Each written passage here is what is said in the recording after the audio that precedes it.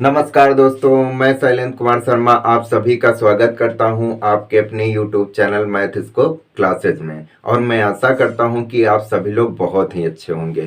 तो आज का जो वीडियो है हमारा बहुत ही शानदार होने वाला है, क्योंकि मैं आपके लिए लेके आया हूं आज का मोस्ट इम्पॉर्टेंट क्वेश्चन जो आपके यूपी बोर्ड एग्जाम में हर साल 8 नंबर में पूछा जाता है। तो आइए देखते हैं ऐसा कौन सा क्वेश्चन है। तो ये क्वेश्चन हमारा दिया गया है कि निम्न समीकरण निकाय को आवी विधि से हल करिए। ये क्वेश्चन आपका यूपी बोर्ड 2014, 15 और 16 में पूछा गया है। तो ये हमें एक समीकरण निकाय दिया गया है, ये हमें 3 चर में दिया गया है। तो हमें इस समीकरण निकाय को आवी विधि से हल करना है और हमें एक्स वाई जेड की वैल्यू बताना है। तो सबसे पहला काम हमें करना क्या होगा कि जो भी हमें सिस्टम दिया है या जो भी हमें समीकरण निकाय दिया है इसको हम आव्यूह समीकरण के रूप में लिख लेंगे। तो दिए गए समीकरण निकाय को ax बराबर b के रूप में लिखने पर तो हमने सबसे पहला काम क्या किया कि जो भी हमें सिस्टम दिया था इसको हमने ax बराबर b आव्यूह समीकरण के रूप में लिख लिया और इसे हमने समीकरण नंबर 1 मान लिया। अब हमें क्या करना है, यहाँ जो a दिया गया है a को हम लोग क्या करेंगे, a को हम लोग एक मैट्रिक्स बना लेंगे। a को हम लोग एक मैट्रिक्स बना देंगे जिसके अंदर हम लोग x y z के गुणांक को लिखेंगे। तो यहाँ पे x का गुणांक क्या है 2 है, y का गुणांक क्या है 1 है और यहाँ पे z का गुणांक क्या है 1 है। यहाँ पे x का गुणांक 1 है, y का गुणांक -2 है, z का गुणांक -3 है और यहाँ पे x का गुणांक 3 है, y का गुणांक 2 है, z का गुणांक 4 है और जहाँ पे x लिखा है वो भी हम एक मैट्रिक्स बना लेते हैं और इसके अंदर हम लोग एक्स वाई जेड को लिखेंगे। फिर क्या करेंगे, जहाँ पे हमारा b लिखा है b को भी हम लोग एक मैट्रिक्स बना लेते हैं और इसके अंदर जो हमारे ये कांस्टेंट दिए हैं इनको लिखेंगे। तो ये है हमारे 1 1 5, तो ये हो गया 1 1 5। तो यहाँ हमें क्या मिला, यहाँ हमें मिल गया a, एक मैट्रिक्स मिल गई a के रूप में 2 1 1 1 -2 -3 3 2 4 और x हमें मिल गया x y z और b हमें मिल गया 1 1 5 मिल गया। अब हमें क्या करना है, अब हम लोग समीकरण 1 को ले लेते हैं क्योंकि हमें x y z के मान चाहिए।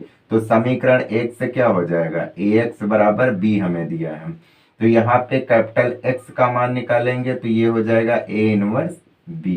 मतलब a को अगर b के नीचे लाएंगे तो ऊपर ले जाएंगे तो ये a इनवर्स हो जाएगा। तो ये हमारा x बराबर आ गया a इनवर्स b, इसको मान लेते हैं समीकरण नंबर 2। अब हम लोग क्या करेंगे कि जो भी हमारी a मैट्रिक्स दी है इससे हम a इनवर्स निकालेंगे और उसको समीकरण नंबर 2 में रखेंगे और फिर b मैट्रिक्स को रखेंगे, a इनवर्स मैट्रिक्स और b मैट्रिक्स इन दोनों को मल्टीप्लाई करेंगे और x के कोएफिशिएंट के साथ कंपेयर करेंगे तो हमें x y z के मान मिल जाएंगे। तो सबसे पहला काम हमें क्या करना है कि दी गई मैट्रिक्स A से हम लोग A इनवर्स ज्ञात करते हैं। तो A इनवर्स ज्ञात करने के लिए हम लोग करते क्या है कि जो भी हमें मैट्रिक्स दी गई होती है सबसे पहले हम लोग उसका डिटर्मिनेंट मतलब उसका हम लोग सारणिक ज्ञात करते हैं। तो ये मैट्रिक्स A का हम सारणिक ज्ञात करते हैं तो ये हो जाएगा हमारा मॉड A।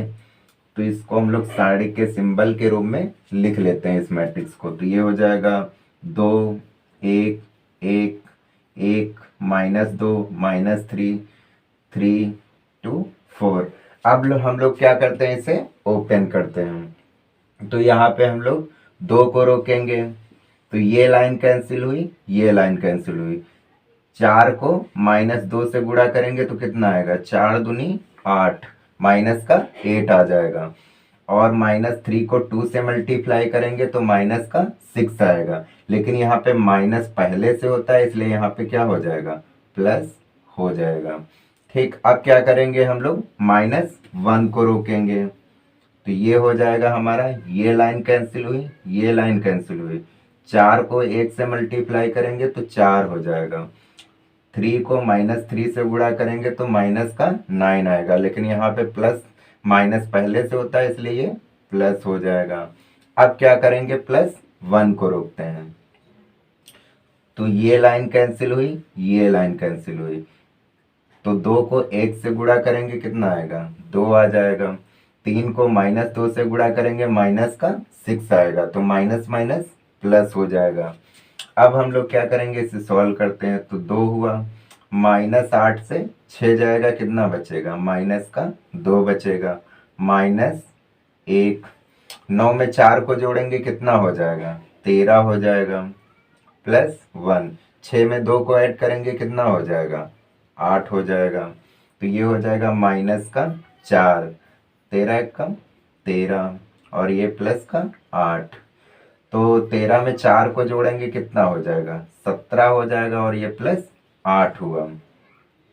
ठीक, तो यहाँ -17 से 8 घटाओगे कितना बचेगा, माइनस का 9 बचेगा, जो हमारा 0 नहीं है। तो इसका मतलब मॉड ए हमारा, मतलब डिटर्मिनेंट ऑफ ए हमारा 0 नहीं है। अगर डिटर्मिनेंट ऑफ ए हमारा 0 नहीं है तो इसका मतलब हम ए इनवर्स ज्ञात कर सकते हैं। तो ए इनवर्स ज्ञात करने के लिए सबसे पहले हम क्या करते हैं कि जो भी हमें मैट्रिक्स दी गई होती है उसके अंदर जितने भी एलिमेंट होते हैं, मतलब A11 A12 A13 ऐसे करके जितने भी एलिमेंट होते हैं, सबसे पहले उन एलिमेंट का हम लोग सहखंडज ज्ञात करते हैं, मतलब को फैक्टर निकालते हैं।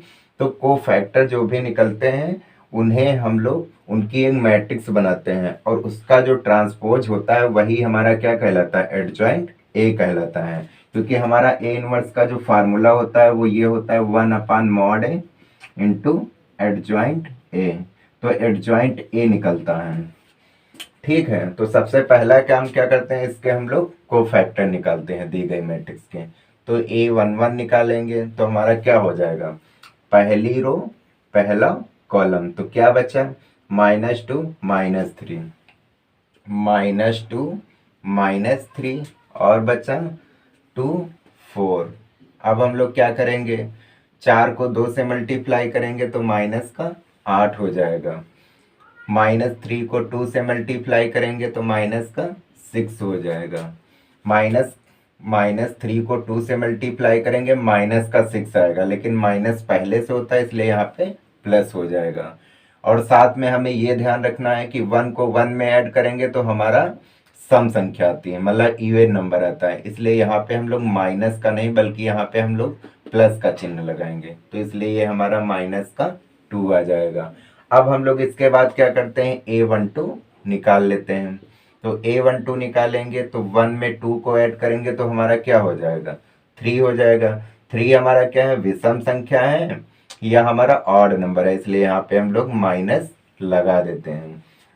अब हम लोग क्या करेंगे, पहली रो और दूसरे कॉलम को ले लेते हैं। तो ये हमारी पहली रो हुई और ये हमारा दूसरा कॉलम हुआ, क्या बचा, 1 -3 3 4। तो 1 -3 3 4 बचा। अब इसे ओपन करेंगे तो क्या हो जाएगा, 4 को 1 से मल्टीप्लाई करेंगे 4 हो जाएगा। -3 को 3 से मल्टीप्लाई करेंगे माइनस का 9 आएगा, लेकिन माइनस पहले से होता है इसलिए यहाँ पे प्लस हो जाएगा। तो 9 में 4 को ऐड करेंगे कितना हो जाएगा, माइनस का 13 हो जाएगा। इसके बाद क्या करेंगे, अब हम लोग A13 निकाल लेते हैं। तो 1 में 3 को ऐड करेंगे तो हमारा 4 हो जाएगा, जो हमारा एक इवन नंबर होता है या एक सम संख्या होती है, इसलिए यहाँ पे प्लस आएगा। इसलिए यहाँ पे डिटर्मिनेंट का सिंबल बना लेते हैं और फिर क्या लेंगे, पहली रो तीसरा कॉलम, पहली रो तीसरा कॉलम, क्या बचा, 1 -2 3 2 1 -2 3 2। इसे ओपन करेंगे तो क्या हो जाएगा, 2 को 1 से मल्टीप्लाई करेंगे 2 आ जाएगा। -2 को 3 से करेंगे माइनस का 6 आएगा, लेकिन यहाँ पे माइनस पहले से होता है इसलिए यहाँ पे प्लस हो जाएगा। 6 में 2 को ऐड करेंगे तो हमारा 8 हो जाएगा। अब हम लोग क्या करेंगे, A21 निकाल लेते हैं। तो A21 निकालेंगे तो 2 में 1 को ऐड करते हैं तो हमारा 3 होता है। 3 हमारा क्या है, एक सम संख्या है या एक इवन नंबर है, इसलिए यहाँ पे माइनस लगा देते हैं। अब हम लोग क्या करेंगे, दूसरी रो और पहले कॉलम को ले लेते हैं। तो ये हमारी दूसरी रो हुई और ये हमारा पहला कॉलम हुआ। क्या बचा, 1 1 2 4, 1 1 2 4 बचा। तो ये इसको ओपन करेंगे, 4 को 1 से मल्टीप्लाई करेंगे 4 आएगा, 2 को 1 से करेंगे 2 आएगा, और ये घटाएंगे तो हमें मिलेगा माइनस का 2, ये मिल गया। अब हम लोग A22 निकाल लेते हैं। A22 निकालेंगे, 2 को 2 में ऐड करते हैं तो हमारा 4 आता है, जो क्या है, एक सम संख्या है या एक इवन नंबर है, इसलिए यहाँ पे हम लोग प्लस ही रखेंगे। अब हम लोग क्या करते हैं, दूसरी रो और दूसरे कॉलम को ले लेते हैं। ये हमारी दूसरी रो हुई और ये हमारा दूसरा कॉलम हुआ। क्या बचा, 2 1 3 4, 2 1 3 4 बचा। तो 4 को 2 से मल्टीप्लाई करेंगे तो हमारा 8 हो जाएगा, 3 को 1 से मल्टीप्लाई करेंगे हमारा यहाँ पे माइनस का 3 हो जाएगा। तो 8 से 3 जाएगा, कितना बचेगा, 5 बचेगा। अब हम लोग क्या करते हैं, A23 निकाल लेते हैं। तो 2 में 3 को ऐड करेंगे, कितना हो जाएगा, ऑड नंबर हो जाएगा, जो हमारा विषम संख्या है, तो यहाँ पे माइनस लगा देते हैं और यहाँ पे डिटर्मिनेंट का सिंबल बना देते हैं। अब हम लोग क्या करेंगे, दूसरी रो और तीसरे कॉलम को ले लेते हैं। तो ये दूसरी रो हुई और ये हमारा तीसरा कॉलम हुआ। क्या बचा, 2 1 3 2, तो ये हो जाएगा 2 1 3 2 हो गया। अब हम लोग क्या करेंगे, 2 को 2 से मल्टीप्लाई करेंगे तो 4 आएगा, 3 को 1 से करेंगे तो यहाँ पे माइनस का 3 आ जाएगा। तो इसको 4 से 3 को घटाएंगे 1 बचेगा, और यहाँ माइनस लगा तो ये माइनस का 1 हो जाएगा। अब हम लोग क्या करेंगे, A31 को निकालेंगे। तो 3 में 1 को ऐड करेंगे, कितना हो जाता है, हमारा 4 हो जाता है। तो 4 क्या है, एक इवन नंबर है, इसलिए यहाँ पे हम लोग प्लस ही रखेंगे। तो तीसरी रो पहला कॉलम ले लेते हैं। तीसरी रो पहला कॉलम, क्या बचा, 1 1 -2 -3, 1 1 -2 -3। इसको ओपन करेंगे, क्या हो जाएगा, माइनस का 3 आ जाएगा और ये माइनस का 2 आएगा 1 से मल्टीप्लाई। तो -2, यहाँ पे माइनस पहले से होता तो ये +2 हो जाएगा। तो ये हमारा आ जाएगा माइनस का 1। अब हम लोग क्या करेंगे, A32 को निकालेंगे। तो A32 हमारा क्या हो जाएगा, 3 में 2 को ऐड करेंगे हमारा 5 हो जाएगा, तो यहाँ पे हमारा माइनस आ जाएगा। ठीक है, अब तीसरी रो और दूसरे कॉलम को ले लेते हैं। तीसरी रो दूसरा कॉलम, तो क्या बचा, 2 1 1 -3, 2 1, तीसरी रो दूसरा कॉलम, तीसरी रो दूसरा कॉलम, क्या बचा, 2 1 1 -3, 2 1 1 -3। तो इससे ओपन करेंगे, क्या हो जाएगा, -3 को 2 से मल्टीप्लाई करेंगे माइनस का 6 आ जाएगा, 1 को 1 से करेंगे 1 आ जाएगा, तो यहाँ माइनस का 1 लिख देते हैं।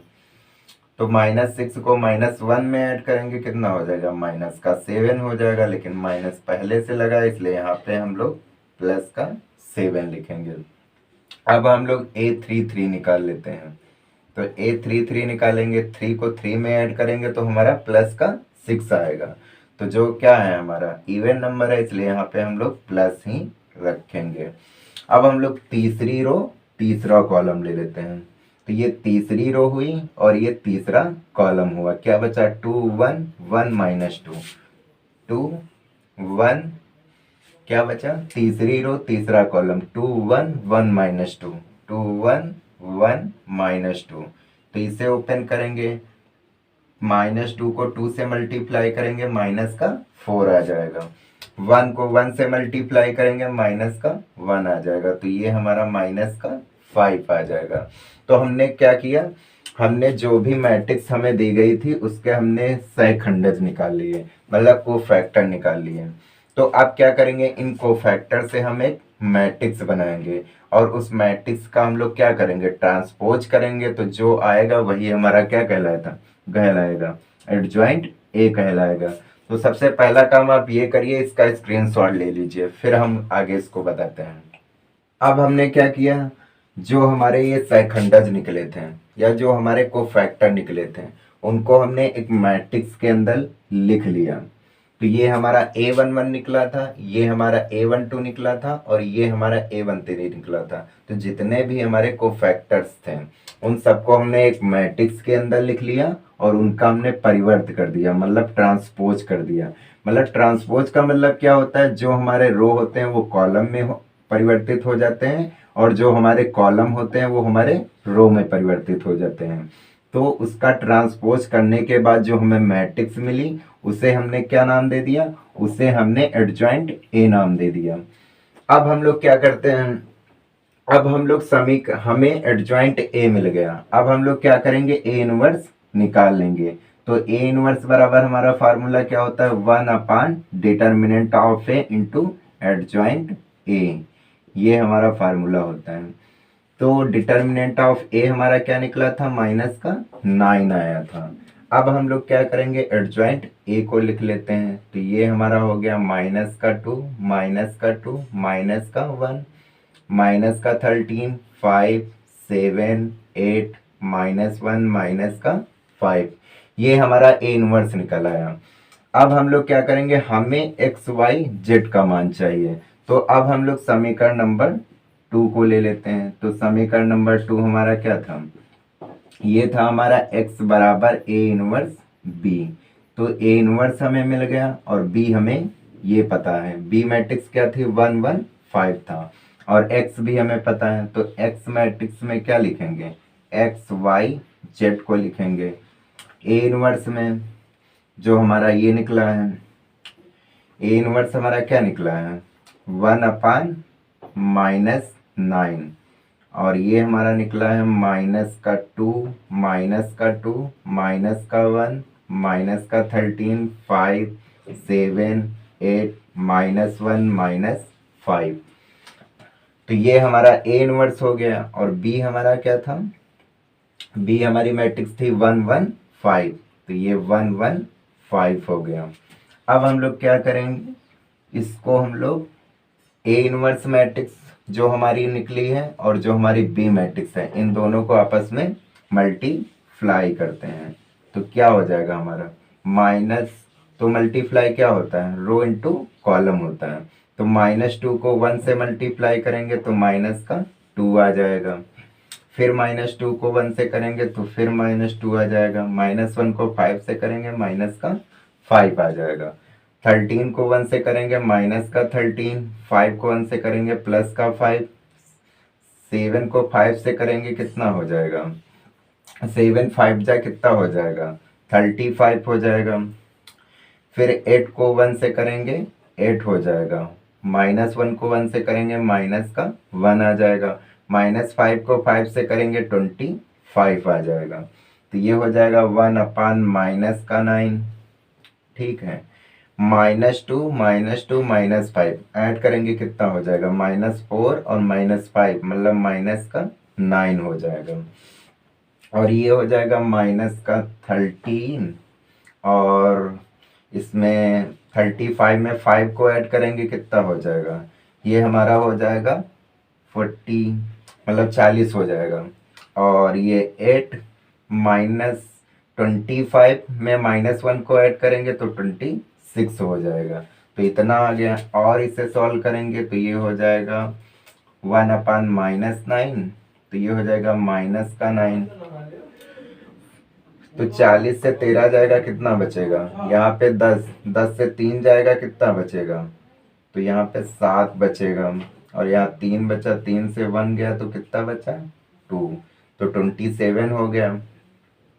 अब 26 से मतलब यहाँ से हासिल लिया तो यहाँ 16 हुआ मतलब 16 हुआ, 16 से 8 जाएगा कितना बचेगा 8 बचेगा। ठीक है, 8 बचा, तो यहाँ पे हमारा माइनस का 18 आ जाएगा। तो ये हो गया। तो अब क्या करेंगे हम लोग, और इधर हमारी एक्स मैट्रिक्स क्या चल रही है, एक्स वाई जेड में चल रही है। अब हम लोग क्या कर लेते हैं, दोनों तक पक्षों में कंपेयर कर देते हैं। तो दोनों पक्षों में अगर कंपेयर करेंगे तो हमें एक्स वाई जेड का मान मिल जाएगा। तो ये हमारा मिल गया हमें एक्स वाई जेड बराबर। अब हम लोग क्या करेंगे, -9 से डिवाइड कर देंगे सबको। तो -9 को -9 से डिवाइड करेंगे तो हमें 1 मिलेगा।